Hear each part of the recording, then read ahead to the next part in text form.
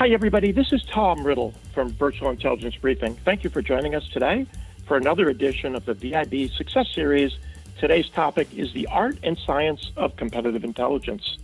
Today, we're going to learn why competitive intelligence, and which is a subset of market intelligence. We'll be touching on that taxonomy, where it fits in the market intelligence category, and two types of competitive intelligence every company should absolutely use. Poll question today is, what type of competitive intelligence does your organization conduct today? So it's interesting, and this is kind of what we see in general. Most organizations collect and organize some feedback from salespeople and others. See, typically kind of a similar amount in terms of analyzing CRM data. Those are two both good ways to get some data. Customer interview programs. And it's interesting to see that over half, 60%, are actually conducting formal market and competitive intelligence studies. And interestingly enough, a fair amount, a quarter of the organization, maybe, or the respondents, maybe a little bit more than I would have thought, are actually doing formal win-loss analysis. And so let's talk about the intelligence categories that are the focus for today's session. So we'll start off with market intelligence. There's really two basic areas: understanding your market's needs, what they use, what they buy, and how they buy what they have today, they need, how decisions are made in their buying process. And then the other piece of that is really focused on competitive intelligence about you and your competitors. And we're going to touch on these categories here in a moment. And so that's market intelligence. Now, there's also another category, sales opportunity intelligence, which is analysis of the sales opportunities you won, you lost, against whom, and under what circumstances, and what are those causal factors, and what can you do about it? So we'll be touching on both of these in the webinar today. Market intelligence research, to my way of thinking, is one of the highest leverage investments that you can make. When you think about it, it's a fraction of your total budget, $15,000 to $20,000, typically for smaller organizations, or let's say per product line for larger organizations. So it's a fraction of your total budget, and it ensures that your entire budget and resources are put to best use. And we're going to talk a little bit more about that. Our customers, we recommend, typically perform one time a year at the beginning of the year for smaller organizations, and larger organizations perform this every half of the year or every quarter, and do it maybe on a company level, brand level, but also do it by specific lines of business. And this intelligence is used by marketing, product, sales, and strategy teams. Interesting, though, it's typically bought by marketing, and it really makes marketing a hero with the rest of the organization, because out of their budget or out of their stewardship or leadership are coming these great inputs that the rest of the team can make use of. Let's talk about it, market intelligence, in a little bit more detail. So really, it's decision quality intelligence. And I want to stress decision quality. This is like plus and minus 2.5% error, margin of error at a 95 to 98% confidence level. So it's information you can absolutely bank on. So decision quality intelligence about the market to identify and confidently focus your marketing, product, strategy, and sales initiatives for maximum impact. And so these studies are focused on you and your competitors. And we slice this data by persona, by company size, by industry, and by other attributes. So some of the key categories, some of the things that you want to know is how aware are they of you, and where, and you and your competition, and where do they go to gain that awareness? We're going to show you an example of that. And there's two types of awareness. Typically, a survey will start with unaided recall. asking the respondent to type in the names of the vendors that they're aware of. And what that does is tell you who is top of mind. And then there's also other questions where you pick people out of a lineup. So it's also important to know how familiar they are with you. Have they used the products? Have they drilled down and studied it to some extent or not? What solutions and capabilities are relevant to them and not relevant to them at this point in time? And what are they looking at in the future? And then another key point is you need to understand their perceptions at your brand at a high level. Drill down on features and capabilities if that's relevant to the study. Pricing, licensing, ease of doing business, support. Another interesting thing is their perception of how successful you are in the trend. We're going to talk about that in a minute. Perception of success is one of the key factors in whether somebody considers your solution or not. And then on another take on that, how likely are they to consider, recommend, or buy from you and your competitors? So these surveys typically also do some message testing. Comprehension, did the messages make sense? Effectiveness, what did they think of the perception of the message? Did it have the desired results? And then another form, vendor attribution, where typically we'll put up multiple messages from various vendors and ask them which of these messages came from what vendors. That way you could know if your message is distinct and focused on you, if somebody else is trying to co-opt your message, and things like that.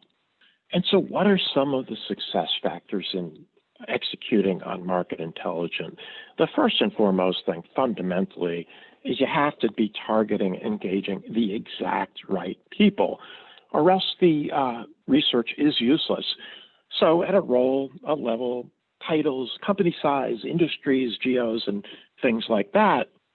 And there has to be rigorous qualification and screening built into the survey, to this research, to make sure, hey, even if these people are theoretically the right people, do they know enough about this specific area to provide informed answers to the questions? So again, this information has to be decision quality, accurate, so it generates confidence among the whole team to act. And so part of that is you must incorporate the latest best practices, survey methodology in every step, from targeting to question development, to question flow, to analysis, and then presentation of the results and the recommendations. And those proof points that you deliver, that are delivered in those findings, they have to be unambiguous and they have to be credible to all stakeholders in your line of business or in your company, so that everybody trusts the same level of data and is confident that, yes, these are the things we should really use. And of course, it must yield actionable results. And we'll talk a little bit more about that in a moment. So now we're going to show some examples of deliverables from market intelligence. And this is about 5 slides out of a 40-slide deck, but I just wanted to give you some familiarity with some of these at a little deeper level.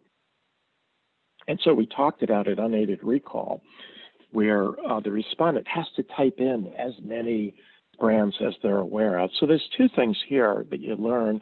One, of course, are the brands that they type in, and 2, the order in which they type in. Both speak to what brands are top of mind. And you'll also find out if they have some misunderstandings here as well. If they're typing in brands that maybe are not on topic, maybe they're in adjacent areas. And so that's really important information to learn as well. Aided awareness, you want to know to what level they're aware. Are they just aware? Are they a customer? Or are they not aware? And it's interesting, you get very honest and truthful answers to these questions. If they're not aware of you in surveys like this, where we're screening and targeting people correctly, they're going to feel confident in letting you know that they aren't as well. And the reason we want to do aided awareness is you can slice that data quantitatively. But I should say on the unaided awareness, we also do a textual analysis of that for our customers as well. So then familiarity, it's important to know what is their depth of awareness. Do they currently use the product? Have they used it in the past? Or they've not used the product, but they're familiar with it. Maybe they read up on it as well. Or are they completely unfamiliar? And typically, we don't ask these questions if they don't have a level of awareness from the previous question. And it's important to know what's really relevant to them, what are the most important characteristics to them. Just one example of a question that's very important. And then once you know that, what are important to them, you want to ask a bunch of questions about perception. And this is just one example of a question where in this case, this was number one in capability or attribute importance. And so you want to know how they perceive vendors in those areas. And then another really interesting thing that we do and others do as well are brand associations, where you'll have a list of attributes that are pairs, bipolar, one positive and one negative. And you ask them out of this big list, which one of these, and what are they? How would they rank each vendor on that? And what's very interesting, you'll see, is you can really develop and understand the personality of that vendor. So here's one that was very net positive, and then just a contrasting example. Here's another vendor where it was a net negative score, and there's a lot to be learned again from this data. Would you consider the brand? And then many other questions. So these are just a few of the typical questions that are asked on these surveys. And I should mention, on market intelligence surveys, typically you're looking at a sample size of about 500 respondents. And these are respondents that complete the survey and pass all the quality control tests. That's what you really need in order to get that statistical significance to confidently bank on the results. Let's talk about win-loss analysis for a second. This is another critical thing to do. And so what is it?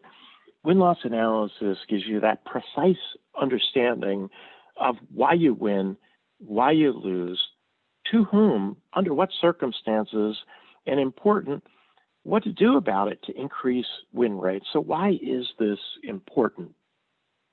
Well, the reason is that improving win rates is one of the most efficient and pragmatic ways to grow revenue and to do it more profitably.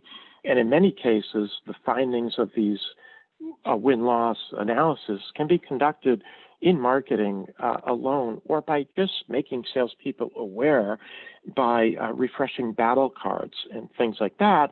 And it also really allows you, if done right, to de-skill your sales force, or at least bring those lesser performers up to a similar capability of your top performers. Also a way to increase revenue quickly by without having to add people, because one of the things we're going to talk about is if you get nothing else out of a win-loss analysis, then to be able to help your salespeople understand which deals to focus on, but as important, which deals not to focus on, where your likelihood of winning is very, very low. Right there, that's just a huge win in terms of being able to grow your revenue by focusing your precious sales resources on the right deals. And so this is typically bought by marketing. And what's interesting, again, here, along with market research in general, is it makes marketing a hero with the rest of the organization, because the value that you're delivering to all the different stakeholders in the organization. So let's talk about traditional methods and why those methods tend to disappoint. So traditional approaches are basically phone interviews with individuals that either bought or did not buy. Some of the issues are that these are typically hard to schedule, and they often focus on the deals that are easiest to schedule rather than the ones that contribute the most insight. And in many cases, you go through sales to try to get these scheduled, and they're going to really want to promote and get calls for two types of deals. One is where they had their heroic efforts to make something happen, or where they want to show the organization that, hey, here's why I lost, or we lost. It was something other than me. And so with these traditional phone interview approaches, there's inherent, often unintentional bias and question inconsistencies that ask the quality, that affect the quality of results, and also low statistical significance. There's really not that much you can learn that you can project to your broader amount of opportunities in a year by doing 10 or 12 interviews. And in many cases, it's really hard to get more of those. Losses have a low participation rate because they're hesitant to provide the truth. You really need to get an equal amount of wins and losses. And there's difficulty acting on these insights because they're mostly qualitative. And as a result, these programs ultimately disappoint. Best practices, no matter what method you're using, you should, or what approach, methodology, you should always use a third party because it reduces and eliminates bias if these people are getting this survey or this interview from a third party. They'll be more open as well. And it's important that those participants receive assurances, if this is a third person, that they won't be identified, their organization. They'll be more forthcoming if they know, hey, if I didn't choose the vendor that's asking for the interview, it's being done by a third party, I'm not going to get hounded by that salesperson. And so, again, you want to do as many wins and losses as possible to assure that statistical significance, because you get quality insights from both and different dimensions. You need to conduct the interviews as soon as possible, right after the decision, if possible, which is really hard with these interview-based approaches. And the reason is something called recollection bias. Recollections get distorted over time. Let's say they did select your solution, and then they had a less than positive experience with it. You're going to be capturing a perception that wasn't point in time about why they made that decision or didn't make that decision, because it's going to be muddied by that post-use perception. So it's important that they be conducted right ahead of time. And consistency, you need those questions to be asked the exact same way to every single person who's participating, every single customer or prospect. And you don't want it to be focused on sellers or selling for reasons that we could explain. And with these programs, it's very important to demonstrate to the organization, whoever buys or leads this program, early success, because it's going to make people more excited and interested in seeing the results, people in your organization. So success factors must be performed in volume to be statistically significant. I can't emphasize this factor enough.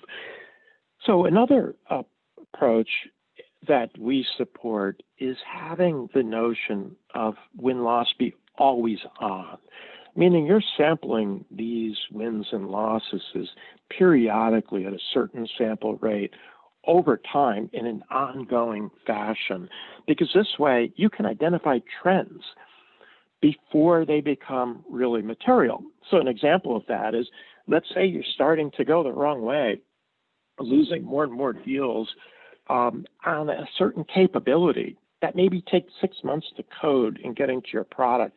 Well, wouldn't that be great to have 6 months advance notice that it's starting to trend in that direction? And you can watch that a little bit and determine whether it's getting to that rate where it's going to be material.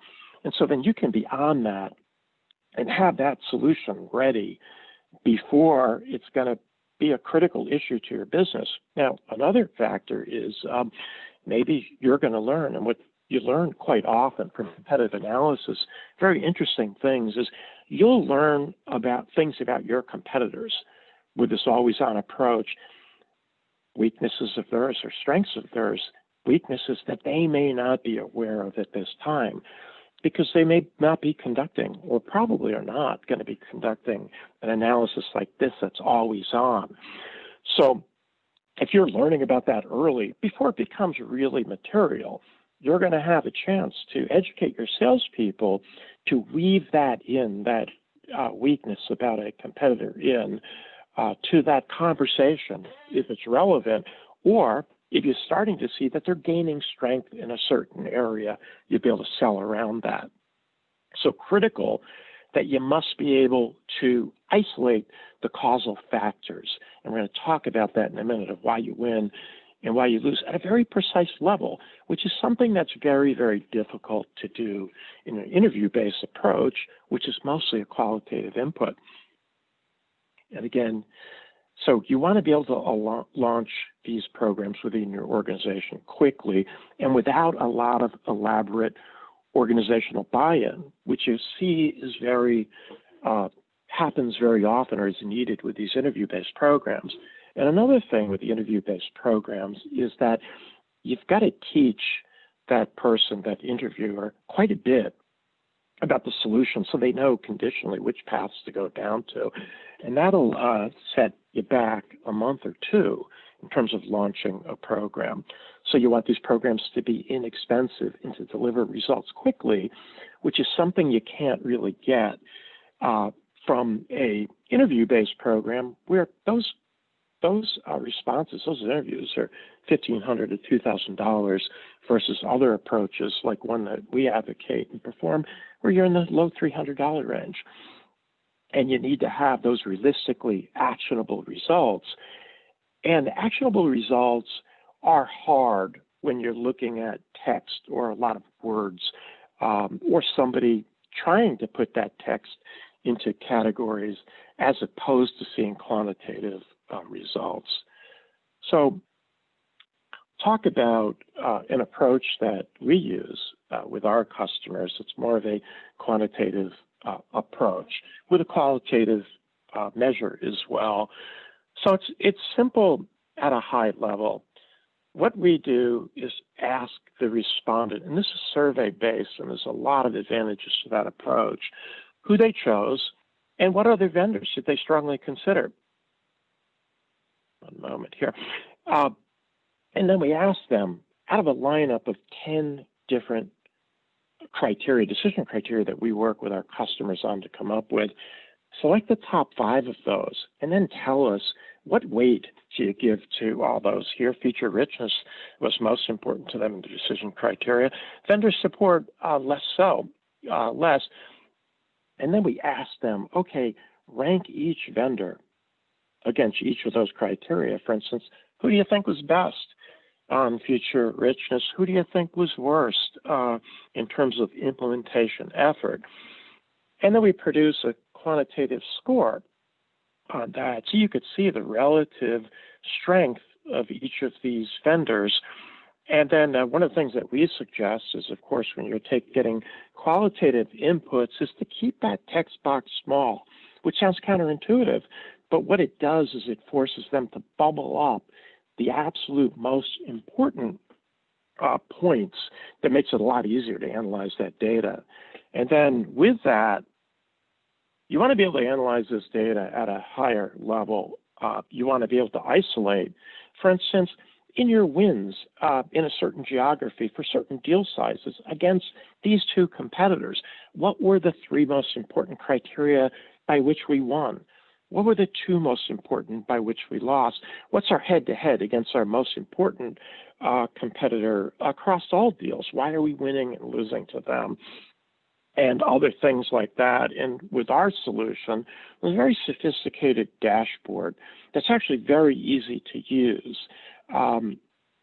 to provide you this trend information to filter on any insight.